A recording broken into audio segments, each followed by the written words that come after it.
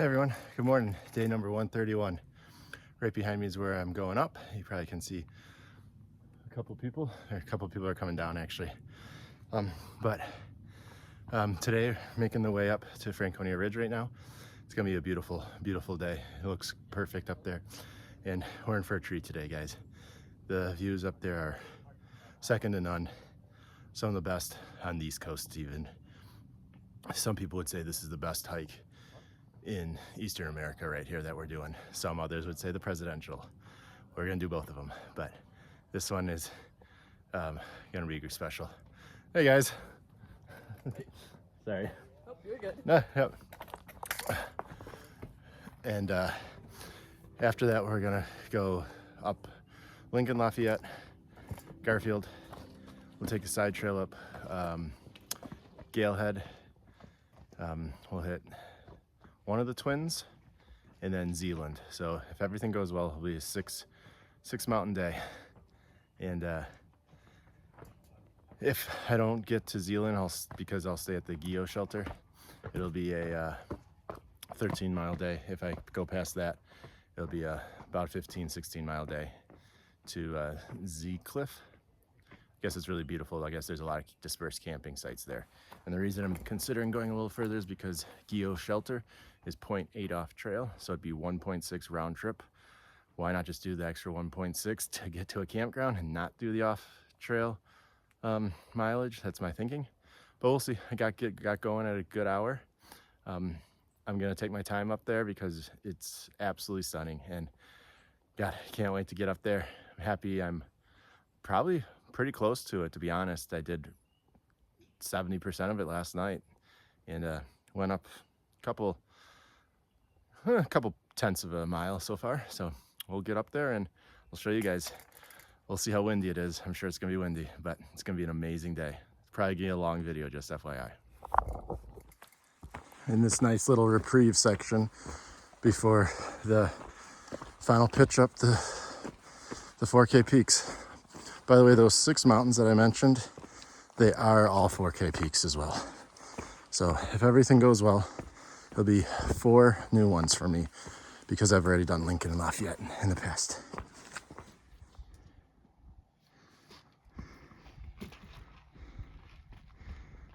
First good view of the day. Look at all those people up there. That's one of them. There's Cannon.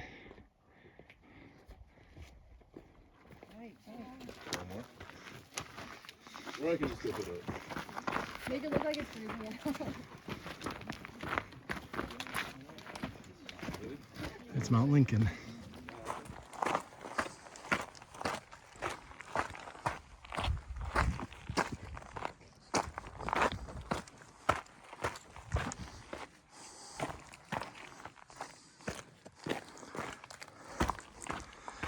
Got a reference here.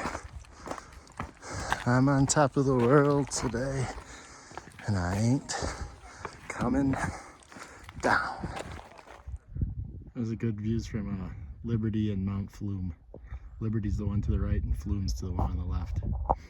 I did both of those back 10 or maybe 5 years ago. There's Lafayette. There's the next one.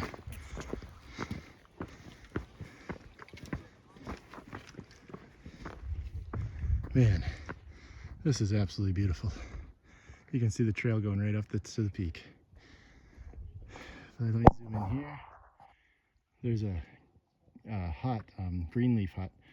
Mark and I was at that one. Remember that one, Mark? I'm not going to that. The AT goes the other direction. Up there is Cannon Ski Resort. And man, this is absolutely great. These types of days make the AT absolutely amazing. That looks really big. I don't remember it being that high. I think that one right there is Garfield, by the way. The one the closest to the left, or center of the screen. There's the top of Lafayette. Not nearly as windy as it was the last time I was up here.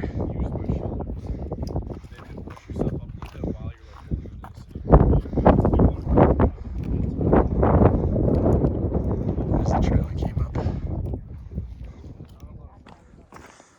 Making my way down from Lafayette. It's kind of crazy. I'm the only one that's continuing on to Garfield. Everyone else goes down Falling Waters Trail and to that Greenleaf Hut. It's just a very, very popular loop trail, and I get it. There's not, oh, there are some people up here. Wow. Maybe I'll run into someone, but yeah, so making my way. That's the next one right in front of us.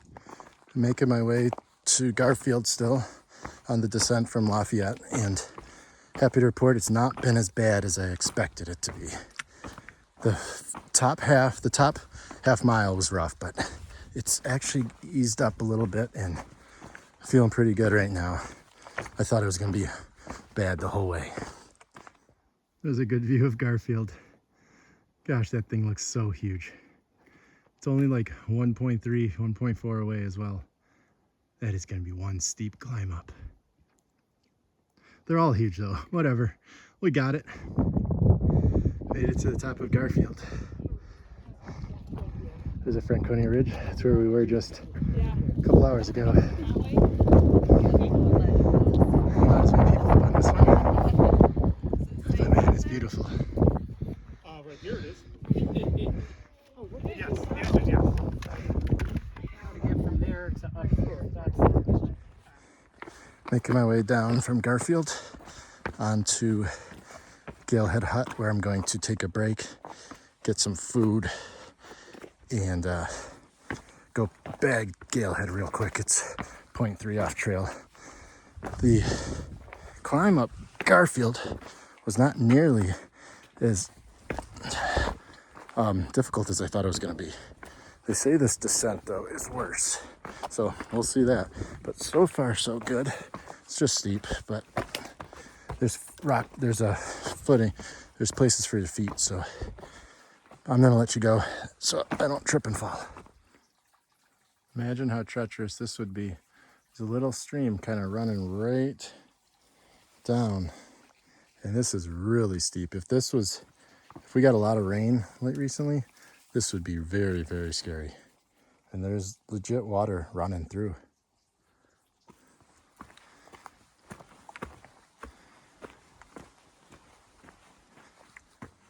There's the Galehead Hut.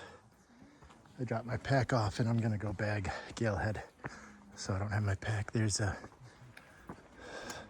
South Twin, but I'm gonna go get this one real quick. Should only be, how far is that? 0.5. Oh man, I thought it was shorter than that.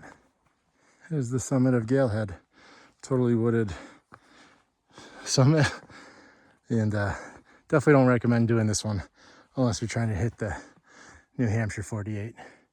Only took me 10 minutes to get here though. I don't think it was half mile either. I think it was under half mile. But I'm gonna head on back. I'm absolutely flying without my backpack on. Makes it a lot easier. Here's the inside of Galehead Hut. By the way, I am staying here. I'll talk to you about it in a little bit. I got work for stay. That's the AT up there, by the way. Hey guys, so that ends day 131. So a little bit of a story I got here. So I got here around 5 o'clock, and I was gonna get some soup and a baked good and then go maybe 3-4 more miles. And I heard them overheard them mentioning that no one came for work for stay. And usually these things they start at 4 and they're gone like by 4:01, 4:05 or something. It's really, really tough to get it, I guess. And it was 5 o'clock, and I've always wanted to do a work for stay. Just one. Just want to see how it is. And so basically how it works is they're in there eating right now. I don't think I'm allowed in there yet. But once they're done, I kind of do like a task. I haven't done anything yet. I'll probably have to just do dishes for a half hour or clean the table. I don't know. It'll probably be simple. But in return, I get to stay there and I get food. And the menu is really good today. It's mashed potatoes, pulled pork, vegetables, dessert, I like that stuff. So I'm like, I was really debating actually. I was like, oh man, I want to do work for stay. And this is like looking at my itinerary. I'm like, this is the only time that I think it would actually line up, and it was available. So I said, hold on, maybe. Thought about it, looked at my map to see if it would screw up my like mileage and like my plans to get to where I want to get. And I created a route, and it works. So I'm like, oh, and then I said, I'll take it. So that's what I'm doing right now, and I'm just waiting for them to finish, and then I'm gonna eat so much food. It's gonna be so worth it. And today was absolutely beautiful day. I felt really good. I ended up only getting 10.1 in, but I'm fine with it. I'm happy with that, and get to experience this work for stay experience that through hikers are allowed to do. So I'm really happy with how it worked out. I did bag 2 new additional peaks, and then I also did Lincoln and Lafayette, which I've already done. Amazingly beautiful views today. Absolutely love it. I'm gonna try to figure a way to charge my stuff. I don't think they're really open to having people charge at these huts because there's no outlets anywhere. I looked everywhere, but there is some in the kitchen. And if I'm doing work for stay, maybe I can kind of ask and see what's going on. But I think I'll be able to charge.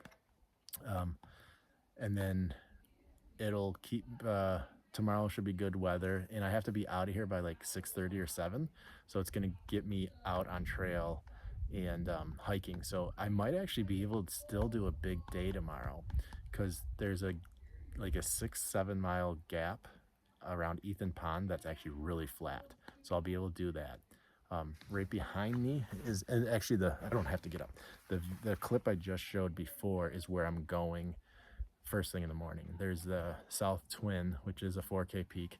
It's a really, really steep climb, I hear. And then after you hug the ridgeline, you go down, you do the Ethan Pond stuff, you go down to Crawford Notch, and then that starts the presidentials. So I'm gonna head up there to some degree. I don't know how far I'm gonna get. There's a place called the Webster Cliffs that I guess is beautiful, which is like 16.7 miles away. And I'm almost certain that's where I'm going to get at a minimum.